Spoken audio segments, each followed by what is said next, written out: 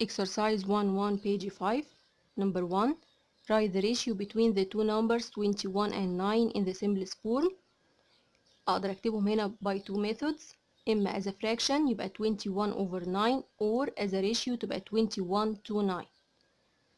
21 وال 9 اللي هما ال two terms of the ratio الاتنين divisible by 3. يبقى أقدر أعمل divided by 3 لل two terms of the ratio.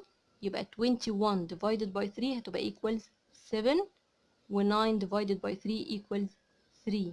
تبقى 7 to 3 هي دي ال simplest form عندي.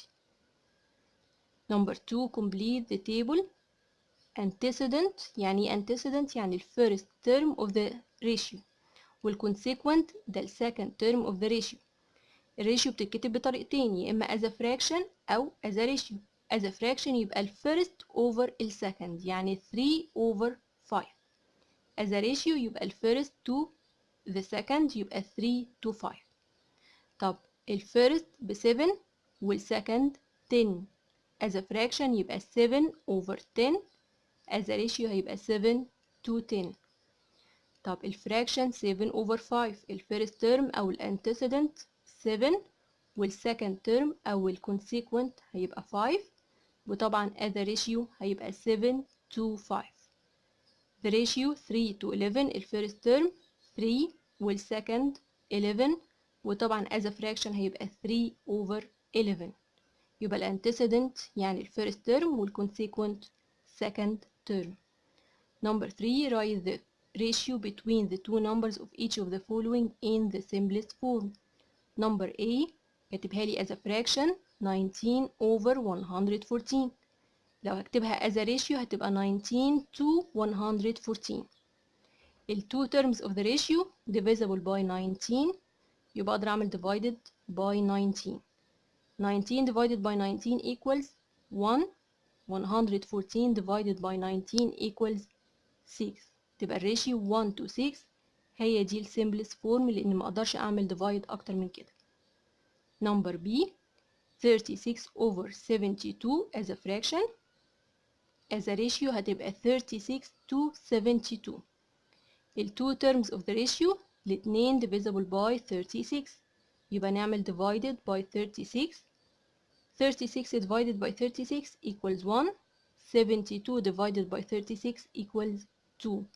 كان ممكن أحلها ب 2 steps يبقى هعمل divided 6 في الأول والريشيو اللي هتطلع هعملها divided 6 مرتين. Number 4. In one of the classes of the first grade the number of boys is 15 pupils and the number of girls is 20 pupils.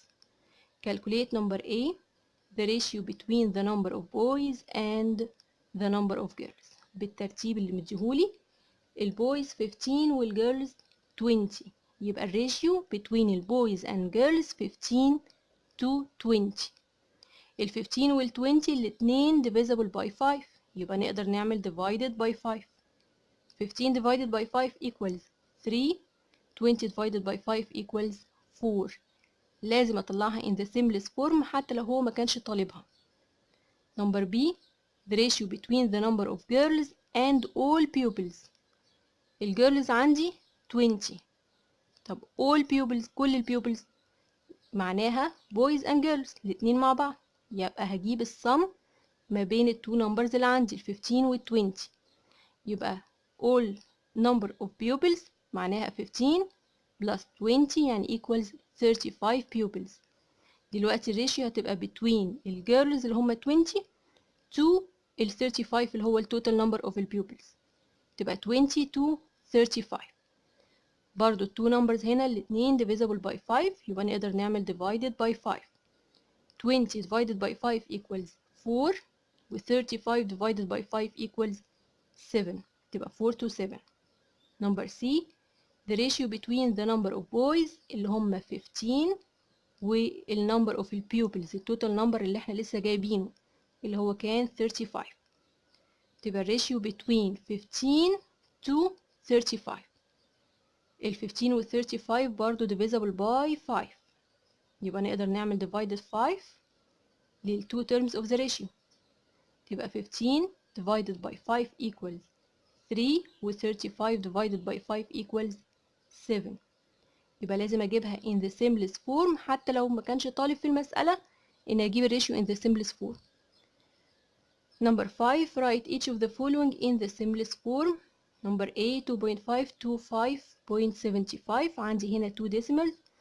قبل ما اعمل simplify لازم الاول convert from decimal to number.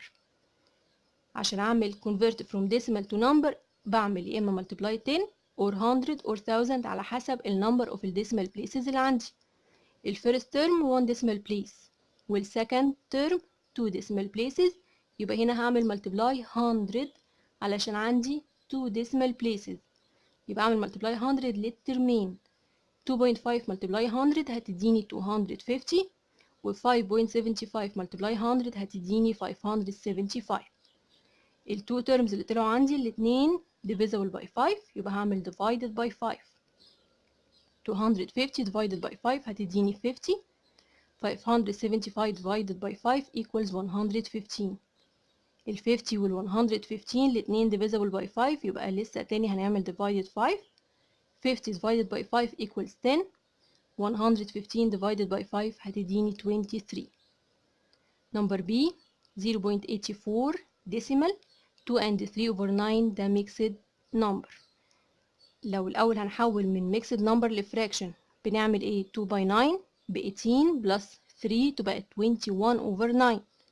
لو مش عارفين هنحطها زي ما هي على الكالكوليتر هتطلع لي as a fraction 21 over 9. والديسيمال طبعا هتديني as a fraction 84 over 100. لو مش عارفين نجيبها برضو على الكالكوليتر هنحطها زي ما هي هتطلع لي as a fraction 84 over 100.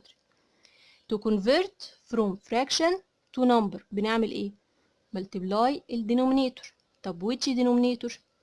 ال greater denominator عندي يبقى multiply 100 للترمين. يبقى ال first term multiply 100 هيديني 84. ال second term أو ال second fraction multiply 100 هيديني fraction تاني 2100 over 9. لسه عندي fraction over 9. عشان أخلص من الفراكشن بعمل multiply ال denominator يبقى هعمل multiply 9 لل two terms of the ratio.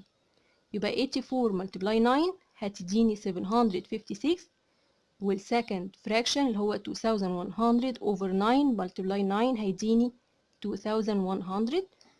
ال two numbers هنا الاتنين divisible by 12 يبقى 756 divided 12 هتديني 63 و 2100 divided by 12 هيديني 175. Okay, number 6 express the ratio between 8 and 12 by two methods. ال two methods اللي عندي يا إما as a fraction أو as a ratio.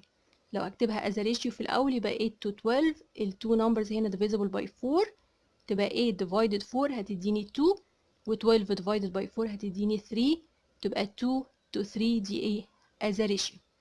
لو أكتبها as a fraction تبقى 8 over 12 وبرضو الاتنين divisible by 4 نفس الطريقة يعني هعمل divided 4 up and down تبقى 8 divided 4 equal 2 و 12 divided by 4 equal 3 يعني 2 over 3. يا إما هتبقى 2 over 3 أو 2 to 3. Number 7 in the opposite figure complete number A the number of colored part to all parts. هنعد ال colored هنا 1 2 3 4 5 6 و all the number أو all the number of squares يعني equals 12. تبقى ratio ما بين 6 اللي هو ال colored to 12 اللي هو ال total number. طبعا ال 6 وال 12 الاتنين divisible by 6 يبقى أقدر أعمل divided 6. 6 divided 6 equal 1. 12 divided by 6 equals 2. تبقى ratio 1 to 2 in the simplest form. Number B the number of non-colored to all parts. ال non-colored 1 2 3 4 5 6 و all the number of parts 12. تبقى برضو ratio 6 to 12 لسه حلينها. الاتنين divisible by 6 يبقى 6 divided by 6 equals 1 و 12 divided by 6 equals 2.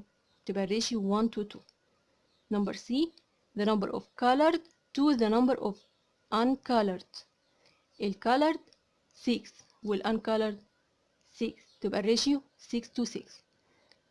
برضو divisible by 6 يبقى هعمل divided 6. 6 divided 6 equal 1 و 6 divided by 6 equal 1 تبقى ratio 1 to 1.